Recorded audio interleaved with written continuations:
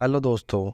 आज मैं आपको बताऊंगा राम जन्म स्थान पर मंदिर के लिए 500 साल चले जन संघर्ष की पूरी कहानी। 22 जनवरी 2024 को अयोध्या में भगवान राम आ गए हैं। श्री राम की प्राण प्रतिष्ठा हो चुकी है। अयोध्या को लेकर आपके मन में कई सवाल होंगे। हमारे ग्रेट ग्रैंडफादर के दौर में अयोध्या की क्या कहानी रही होगी। राजा राम के बाद अयोध्या का क्या हुआ होगा। आज की अयोध्या की कहानी जानने के लिए फ्लैशबैक में चलना होगा। घड़ी की सुइयों को 500 साल पीछे घुमा लीजिए। सरयू नदी के पवित्र तटों के बीच स्थित अयोध्या नगर यानी हजारों किस्से कहानियों का शहर। राजा दशरथ, राम लक्ष्मण, माता सीता, हनुमान और डरावने राक्षस। अयोध्या का जिक्र होते ही मन में चलचित्र पर रामायण काल के पात्र संजीव हो उठते हैं।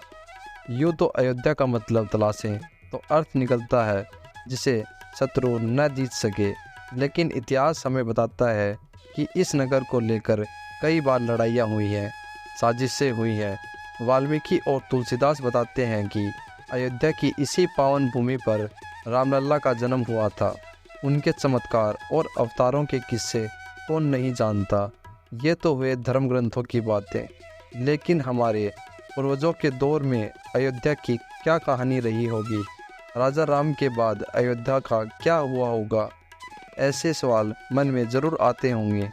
आज की अयोध्या की कहानी जानने के लिए फ्लैशबैक में चलना होगा। घड़ियों की सुइयों को 500 साल पीछे घुमा लीजिए। बात 1500 ईस्वी की है।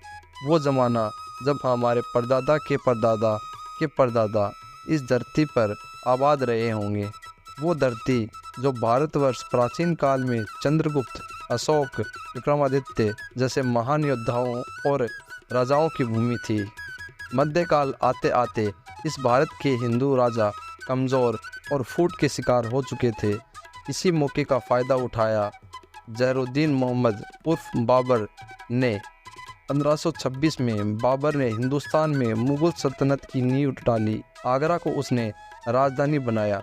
2 साल ही गुजरे थे, बाबर की नज़र उसी अयोध्या पर गई जहां राम जी का जन्म हुआ था। बाबर ने सेनापति मीर बाकी को हिंदुओं के इस पवित्र मंदिर को तोड़ने का फरमान दिया। 1528 में मीर बाकी ने उस मंदिर को तोड़ दिया जहां हिंदू सदियों से राम की पूजा करते थे। इस आक्रमणकारी ने उसी जगह पर एक मस्जिद खड़ी कर दी, नाम दिया बाबरी मस्जिद। हिंदुओं ने इस चोट से बहुत अपमान, दुख और गुस्सा महसूस किया। वे चाहते थे कि इस राम मंदिर को फिर से बनाया जाए, लेकिन उनके सपनों का मंदिर हकीकत बने कैसे। रामनवमी गुजर गई, कई दिवालियाँ आकर चली गई। समय के प्रवाह को झेल रही अयोध्या अपनी पीड़ा सीने में दबाए विलाप करती रही। 200-250 साल गुजर गए। हिंदुओं ने राम मंदिर की इच्छा को मानस की चौपाइयाँ, अवध के गीतों और मिथिला की लोक कथाओं में जीवित रखा। समय ने करवट ली। एक मुकद्दर कितने दिनों तक सिकंदर रह सकता है। 1857 आते आते मुगलों का सूरज डूब गया। हिंदुस्तान की सरजमी पर यूरोप से आए अंग्रेज़ों का उदय हुआ। इससे हिंदुओं की उम्मीद बुलबुलें खाने लगी। कहा जाता है कि 1857 में साधु संत वैरागियों ने बाबरी मस्जिद के बाहरी हिस्से पर कब्जा करके चबूतरा बना लिया और भजन पूजा शुरू कर दी।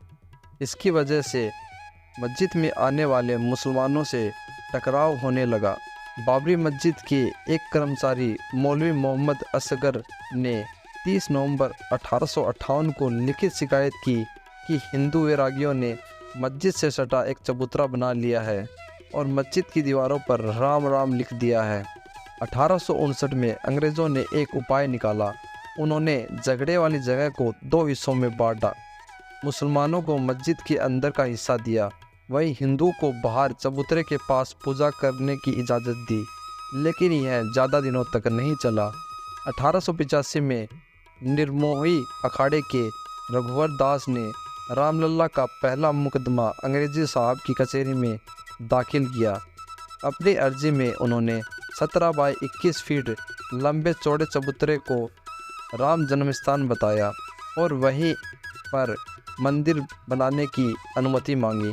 उन्होंने दलील दी कि मंदिर जरूरी है ताकि पुजारी और भगवान धूप, सर्दी, बारिश से बच सके, लेकिन इस फरियाद पर कोई सुनवाई नहीं हुई।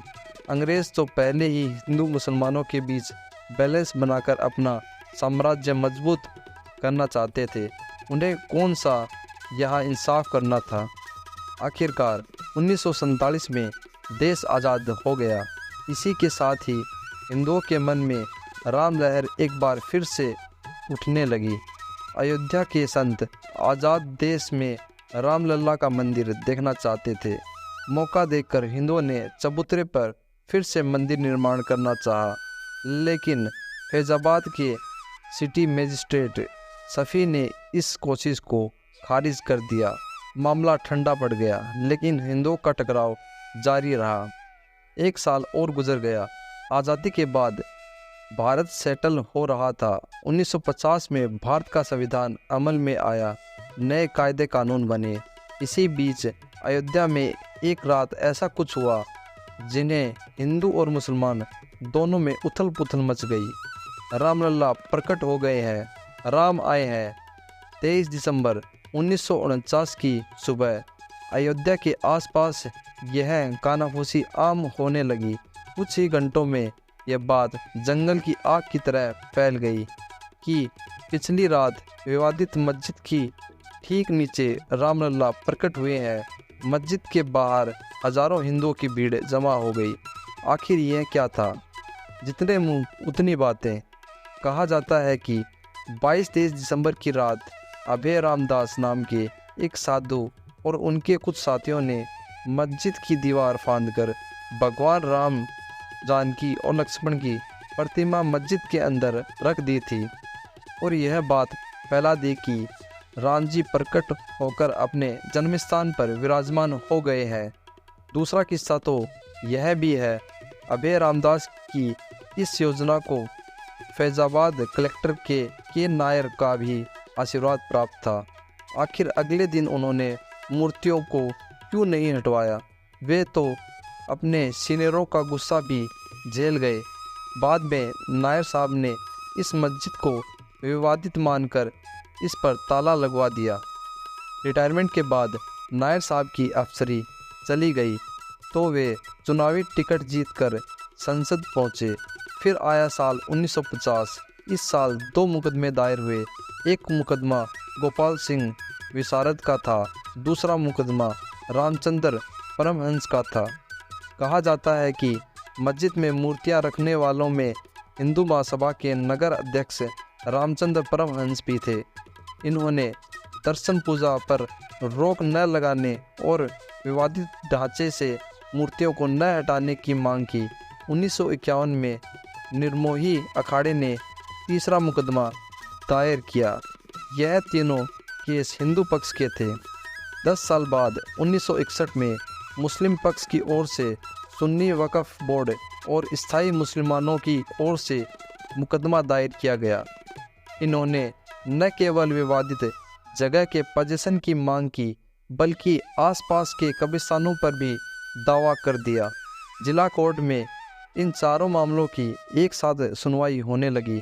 हिंदू पक्ष की ओर से रामचंद्र परमहंस अहम पक्षकार थे, तो मुसलमानों की पैरवीकार थे हाशिम अंसारी। इंसानियत के अफसाने बड़े कमाल के होते हैं। अयोध्या की गलियों इन दोनों विपरीत आस्था वाले दोस्तों की दोस्ती की गवाह रही है। कभी आप गूगल करेंगे तो पाएंगे कि अपने अपने विश्वास की रक्षा करते हुए भी इन्होंने इंसानियत के रिश्ते में दरार नहीं आने दी। ऐसे मौके भी आए थे जब दोनों एक ही रिक्शे, एक ही तांगे में बैठकर हंसते बतलाते अदालत पहुँचते थे।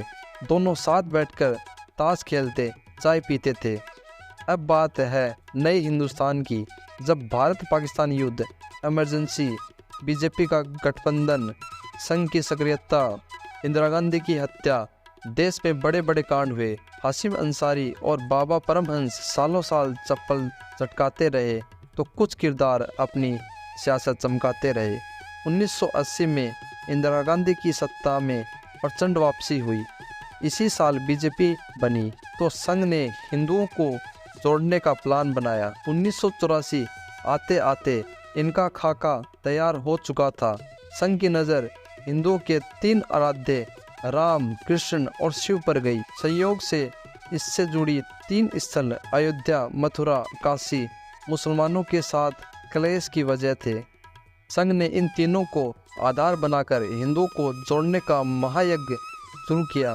7 से 8 अप्रैल 1984 को दिल्ली के विज्ञान भवन में धर्म संसद बुलाई गई। यहाँ इन तीनों स्थानों की मुक्ति का प्रस्ताव पास किया गया। बीजेपी नेता लालकृष्ण आडवाणी की रथ यात्रा से आप परिचित होंगे, लेकिन क्या आप 1984 की रथ यात्रा भी जानते हैं? जी हाँ, 1984 में राम जन्मभूमि आंदोलन से जुड़े लोगों ने जनकपुर से एक रथ यात्रा निकाली। इस यात्रा में राम जानकी की प्रतिमा को कैद में दिखाया गया। पहली बार अयोध्या की कहानी लोगों ने आंखों से देखी। इस लाचारी को देख हिंदू समुदाय में आक्रोश पनपने लगा। इस यात्रा ने हिंदुओं के मन में 400 साल की लाचारी को ताज़ा कर दिया। हिंदू परिषद पूरी तरह ताकत के साथ आंदोलन में शामिल हो चुकी थी। इंदिरा गांधी की हत्या के बाद राजीव गांधी प्रधानमंत्री बने। हिंदुओं ने सरकार को अल्टीमेटम दिया कि अगर 1986 की शिवरात्रि तक मस्जिद का ताला न खोला गया तो वे इसे तोड़ देंगे। इसी वक्त कहानी में 2 पांडे किरदार की एंट्री हुई। एक थे उमेश चंद्र पांडे, दूसरे KM पांडे। पहले वाले पांडे वकील थे और दूसरे वाले जज। कहने वाले कहते हैं कि राजीव गांधी और उनके रणनीतिकार ने फैजाबाद कोर्ट में वकील उमेश चंद्र पांडे से अर्जी डलवाई। मांग यह थी कि ताले को खोला जाए और जज की अर्जी सही नज़र आई और उन्होंने मस्जिद का ताला खोलने की अनुमति दे दी। मस्जिद के अंदर 1949 में स्थापित रामलला विराजमान थे ही। राजीव गांधी की पॉलिटिक्स की किताब में यह अहम चैप्टर था। उन पर हिंदुओं के दबाव में झुकने का आरोप लगा, लेकिन राजीव इसे जेल गए। आगे साहबानो केस और बोफोर्स कांड से भी उनका सामना करना पड़ा। बीजेपी अब तक खुलकर इस आंदोलन में उतर चुकी थी। अगला चुनाव भी नज़दीक आ रहा था। जून 1989 में बीजेपी ने पालमपुर से एक प्रस्ताव पास किया। पार्टी ने सरकार से मांग की कि कोर्ट इस मामले का फैसला नहीं कर सकती। सरकार समझौते से या संसद में कानून बनाकर राम जन्म स्थान हिंदुओं को सौंप दिया जाए। मंदिर आंदोलन अब चरम पर था। जोश तो था ही, लोगों ने जज्बा भी झोंक दिया। राजीव का कार्यकाल पूरा हुआ तो देश नई सरकार चुनने जा रहा था। मस्जिद का ताला खुलवा चुके राजीव ने 1989 देश में राम राज्य लाने के नारे के साथ अयोध्या से चुनावी अभियान की शुरुआत की। इसी बैकग्राउंड में पहली बार अयोध्या में शिलान्यास हुआ। उत्तर प्रदेश की कांग्रेस सरकार ने यह कहकर शिलान्यास की अनुमति दी कि वो जगह विवादित क्षेत्र से बाहर है। आखिरकार मस्जिद से 200 फीट की दूरी पर बीएचपी ने शिलान्यास किया, लेकिन मुस्लिम समुदाय के तीखे विरोध के कारण यह निर्माण कार्य नहीं हो सका। तब बीएचपी के अशोक सिंघल इस मूवमेंट को लीड कर रहे थे। 1989 के चुनाव में बीजेपी इस मुद्दे को उठाती रही। आडवाणी ने चुनाव प्रचार में सांस्कृतिक राष्ट्रवाद का सवाल उठाया और कांग्रेस को सेकुलर नीतियों पर चुभने वाले सवाल किए। बीजेपी की इस पॉलिसी का परिणाम नतीजों में दिखा। 1984 में मात्र 2 सीटों पर खाता खोलने वाली बीजेपी को इस बार बम्पर 85 सीटें मिली। बीजेपी ने साबित कर दिया कि हिंदुत्व की उपजाऊ जमीन पर वोटों की पैदावार हो सकती है। तत्काल ही आडवाणी ने राम मंदिर आंदोलन की भागदौड़ अपने हाथों में ली। वे जल्द ही अपने रथी रूप में देश के सामने आने वाले थे। इस बार अटल बिहारी वाजपेयी, मुरली मनोहर जोशी, LK आडवाणी प्रमोद महाजन और बीजेपी तत्कालीन गुजरात संगठन सचिव नरेंद्र मोदी जैसे नेताओं ने इस मुद्दे पर माहौल बनाने के लिए सोमनाथ से अयोध्या तक रथ यात्रा निकालने की प्लानिंग की। प्रमोद महाजन ने मिनी बस को रथ के रूप में रीडिज़ाइन करने का आइडिया दिया। इसके बाद टोयोटा की मिनी बस को भगवा रथ का आकार दिया गया। 25 सितंबर 1990 को गुजरात के सोमनाथ से निकली यात्रा ने जनमानस को करंट दे दिया। आडवाणी ने यहाँ हाई वोल्टेज भाषण दिया और सौगंध राम की खाते हैं मंदिर वहीं बनाने का नारा लगा दिया। पश्चिम भारत से निकलकर यह रथ जब हिंदी हार्टलैंड पहुंचा तो राम लहर की तरंग निकल पड़ी। हिंदू मुसलमानों दंगे हुए, जाने गई। आडवाणी लोकप्रियता के शिखर पर थे। वो स्वयं कहते हैं, लोग रथ के पहिए को छूकर प्रणाम करते थे, पहिए की धूल को सिर पर लेप लेते थे। इस रथ की सारथी थे नरेंद्र भाई मोदी। हैरत की बात यह है कि इस रथ का चालक सलीम मखानी नाम का एक मुस्लिम था। 30 अक्टूबर को इस रथ को अयोध्या पहुंचाना था, लेकिन तब तक बिहार, यूपी और केंद्र की सरकारों के कान खड़े हो चुके थे। आडवाणी का रथ बिहार में प्रवेश कर चुका था। 7 महीने पहले बिहार के सीएम बने लालू प्रसाद यादव तब राजनीतिक के युवा नेता थे। 42 साल के लालू प्रसाद यादव ने आडवाणी की रथ यात्रा पर फुल स्टॉप लगाने का प्लान बनाया। लालू ने अपने 2 अफसरों को इस मिशन पर भेजा। रात होते ही प्रशासन ने शहर का टेलीफोन एक्सचेंज डाउन करवा दिया। 22 से 23 अक्टूबर की दरमियान रात को आडवाणी रथ यात्रा को विराम देकर समस्तीपुर सिक्योरिटी हाउस में रुके थे। सुबह 4:45 बजे उनके दरवाजे पर दस्तक हुई और आडवाणी को बताया गया कि उन्हें गिरफ्तार किया जा रहा है। आडवाणी ने उसी वक्त अफसरों से कागज मांगा। उन्होंने भारत के राष्ट्रपति के नाम एक पत्र लिखकर केंद्र की वीपी सिंह सरकार से समर्थन वापस लेने को कहा। आडवाणी गिरफ्तार कर लिए गए। भारत की सरकार गिर गई। इस गिरफ्तारी ने लालू को मुसलमानों का हीरो बना दिया। वे सेकुलर नायक बन के उभरे। आडवाणी को गिरफ्तार करने गए 2 अधिकारी आज देश की 2 बड़ी पार्टियों में शामिल हैं।